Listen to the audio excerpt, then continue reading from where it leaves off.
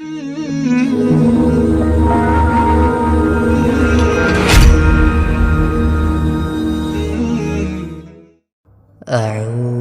بالله من الشيطان الرجيم بسم الله الرحمن الرحيم يا أيها الذين آمنوا أوفوا بالعقود أحلت لكم بهيمة الأنعام إلا ما يتلى عليكم غير محل الصيد وأنتم حرم إن الله يحكم ما يريد۔ اے ایمان والو، معاہدوں کو پورا کرو۔ تمہارے لیے وہ چوپائے حلال کر دیے گئے ہیں جو مویشیوں میں داخل یا ان کے مشابہ ہوں، سوائے ان کے جن کے بارے میں تمہیں پڑھ کر سنایا جائے گا، بشرطے کہ جب تم احرام کی حالت میں ہو اس وقت شکار کو حلال نہ سمجھو۔ اللہ جس چیز کا ارادہ کرتا ہے اس کا حکم دیتا ہے۔ يا أيها الذين آمنوا لا تحلوا شعائر الله ولا الشهر الحرام ولا الهدي ولا القلائد ولا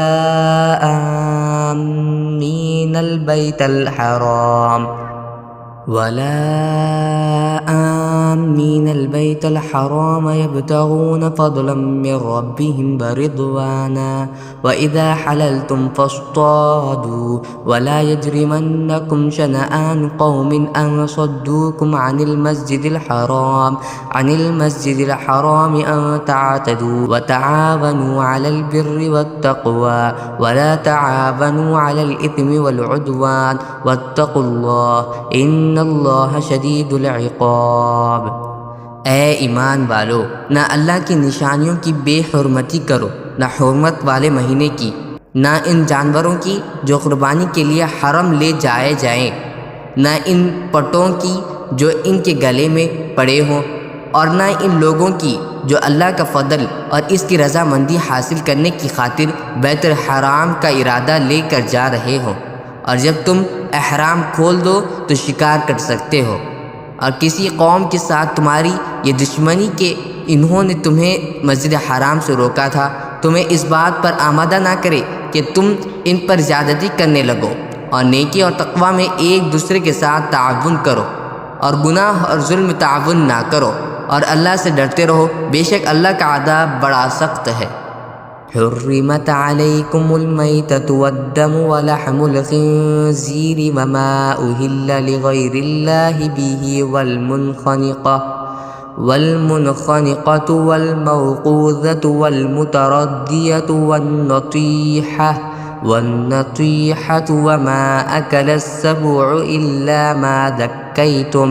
وما ذبح على النصب وأن تستقسموا بالأزلام ذلكم فسق اليوم يئس الذين كفروا من دينكم فلا تخشوهم واخشون اليوم أكملت لكم دينكم وأتممت عليكم نعمتي ورضيت لكم الإسلام دينا فمن اضطر في مخمصة غير متجانف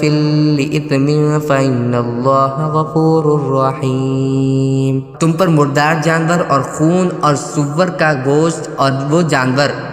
حرام کر دیا گیا ہے جس پر اللہ کے سوا کسی اور کا نام پکارا گیا ہو،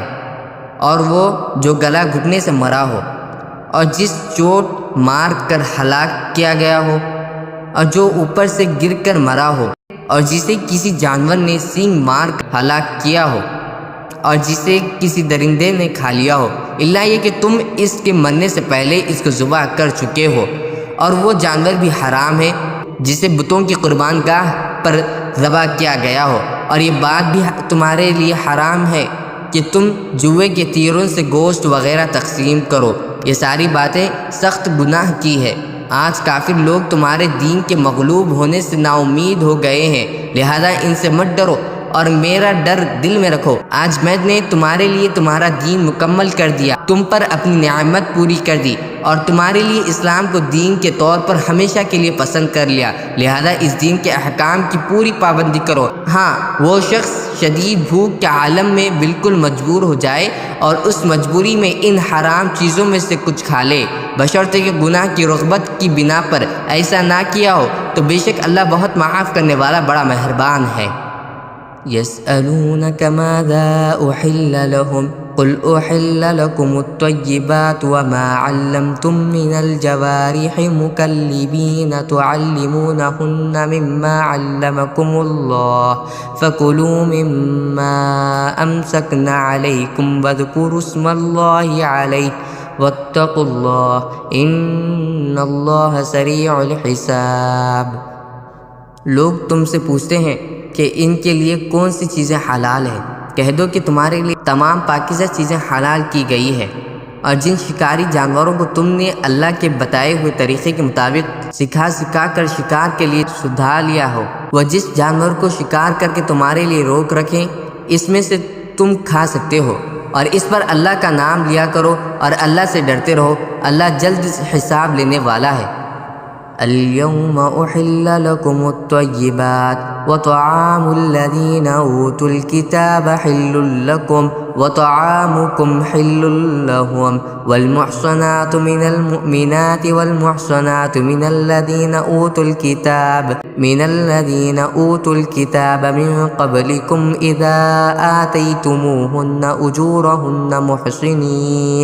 محسنين غير مسافحين ولا متخذي أخدان ومن يكفر بالإيمان فقد حبط عمله وهو في الآخرة من الخاسرين۔ آج تمہارے لیے پاکیزہ چیزیں حلال کر دی گئی ہے، اور جن لوگوں کو تم سے پہلے کتاب دی گئی تھی ان کا کھانا بھی تمہارے لیے حلال ہے، اور تمہارا کھانا ان کے لیے حلال ہے، نیز مومنوں میں سے پاک دامن عورتیں بھی اور ان لوگوں میں سے پاک دامن عورتیں بھی تمہارے لیے حلال ہے جن کو تم سے پہلے کتاب دی گئی تھی، جبکہ تم نے ان کو نکاح کی حفاظت میں لانے کے لیے ان کے مہر دے دیے ہو، نہ تو بغیر نکاح کے صرف حوض نکالنا مقصود ہو اور نہ خفیہ آشنائی پیدا کرنا۔